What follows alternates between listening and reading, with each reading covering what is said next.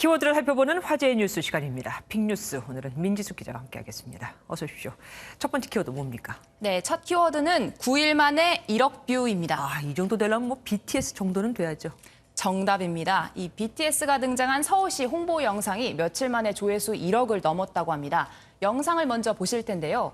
한 BTS 멤버가 외치는 구호에 시민들이 호응하는 장면으로 시작됩니다. 어기영차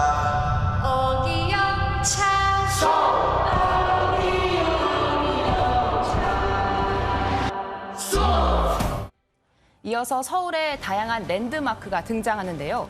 남녀노소, 내외국인 할 것 없이 이를 즐기는 모습과 전통 문화유산이 감각적으로 담겼다는 평가가 나옵니다.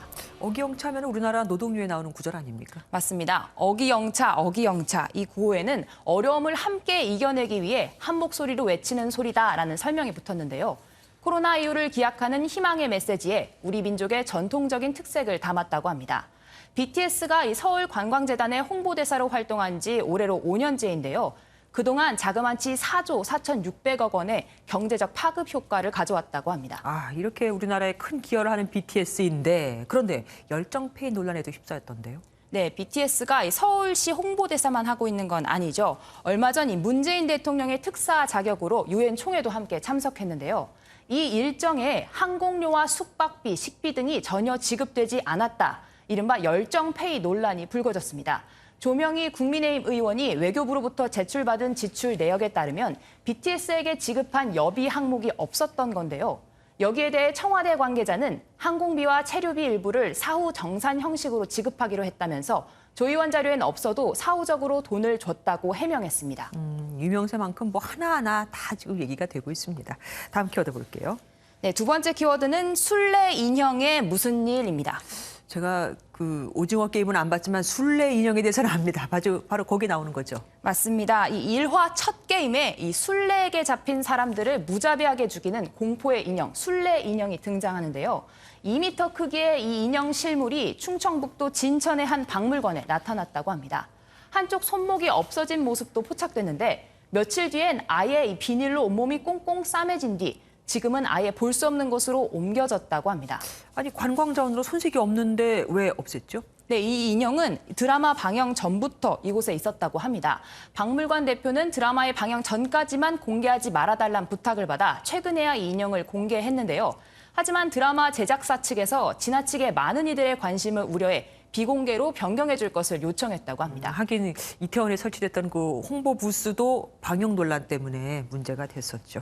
다음 키워드 보겠습니다. 네, 세 번째 키워드는 100명 숨진 교도소 폭동입니다. 어느 나라 얘기입니까? 남미 이야기인데요. 이틀 전 남미 에콰도르의 한 교도소에서 대규모 폭동이 일어났습니다. 재소자들끼리 싸움으로 지금까지 알려진 인원만 100명이 넘게 숨졌다고 하는데요. 시신은 교도소 파이프라인에서 발견되기도 했는데 이 중에 최소 5구 이상은 참수된 끔찍한 상태였다고 합니다. 도대체 무슨 이유로 저렇게 싸웠대요? 네, 현지 언론들은 이번 유혈 사태가 이 마약 밀매를 놓고 영역 다툼을 해온 이 두 갱단의 갈등에서 비롯됐다고 보도했습니다. 이 교도소가 위치한 항구 도시 과야킬은 남미의 주요 마약 수송 통로라고 하는데요. 대통령까지 나서 교도소 수용 인원을 줄이는 등 대책을 발표했지만 이렇게 충돌이 계속 이어지고 있다고 합니다. 범죄자들을 교도소에 모아놓은 건데 여기서 통제가 안 되면 그럼 어떡합니까? 큰일입니다. 다음 키워드 보겠습니다. 네, 이 며칠 깜짝 소나기가 쏟아졌는데 다음 키워드는 폭우 막는 모터 우산입니다. 우산에 그러니까 모터가 달렸다는 얘기입니까? 네, 이해가 잘 안 가실 텐데요. 영상을 보시면 한 남성이 주황색 갓처럼 생긴 물건을 머리에 쓰고 있습니다. 그 위로 세차게 물줄기가 쏟아지는데요. 신기하게도 물방울은 남성의 몸을 적시지 못하고 사방으로 튕겨져 나갑니다. 모터에서 나온 바람으로 물을 이렇게 튕겨 내보내는 건가 봐요? 그렇습니다. 이 엔지니어 유튜버인 이 남성은 양손을 자유롭게 해줄 모자 형태의 우산을 만들고 싶었다는데요. 선풍기에 들어가는 강력한 모터를 이용해 이 같은 발명품을 선보이게 되었다고 합니다. 단점은 무게가 조금 많이 나간다는 점 하나라고 합니다. 그런데 바로 옆 사람은 저 물방울 다 맞을 텐데 굉장히 이기적인 우산 같기도 합니다.